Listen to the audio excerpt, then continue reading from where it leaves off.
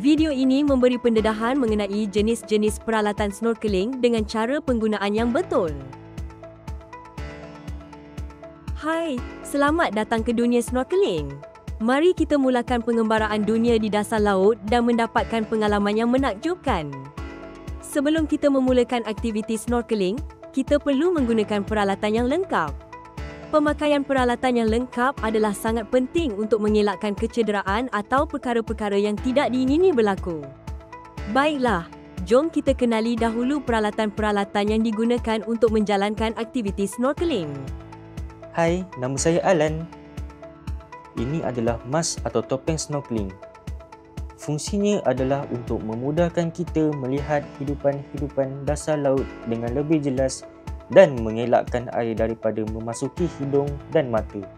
Seterusnya ialah snorkel.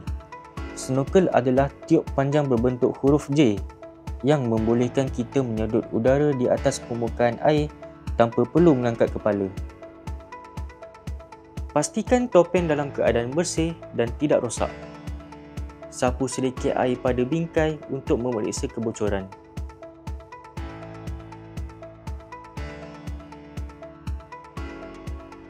Selepas itu, letakkan topeng di muka dan pastikan tali berada di belakang telinga dan di bahagian kepala. Laraskan tali secara perlahan untuk mengetatkannya.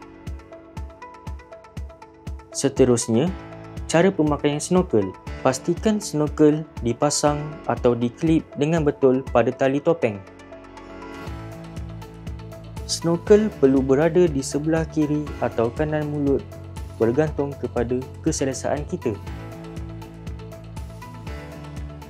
Ketika berada di dalam air, kita akan mengambil nafas melalui snorkel dengan bibir rapat di sekitar mulut snorkel.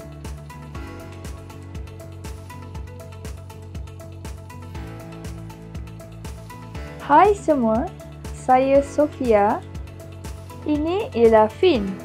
Ia membantu kita untuk bergerak dengan lebih mudah ketika di dalam air. Saya akan tunjukkan bagaimana cara untuk memakai fin.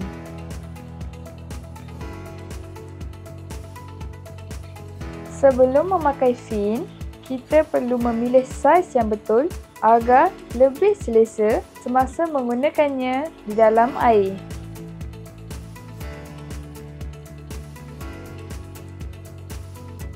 Untuk berjalan sewaktu di darat, kita perlu berjalan secara mengundur supaya tidak terjatuh.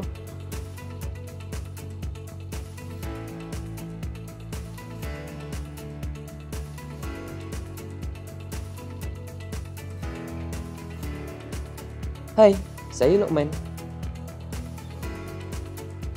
Ini adalah jaket keselamatan. Ia akan memastikan kita tetap terapung dan mengurangkan risiko lemas semasa menjalani aktiviti snorkeling. Cara pemakaian jaket keselamatan.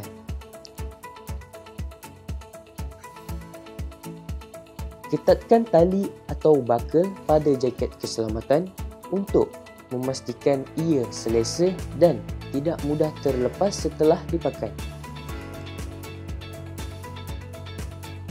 Jangan memakai jaket keselamatan terlalu ketat sehingga boleh menyukarkan pernafasan.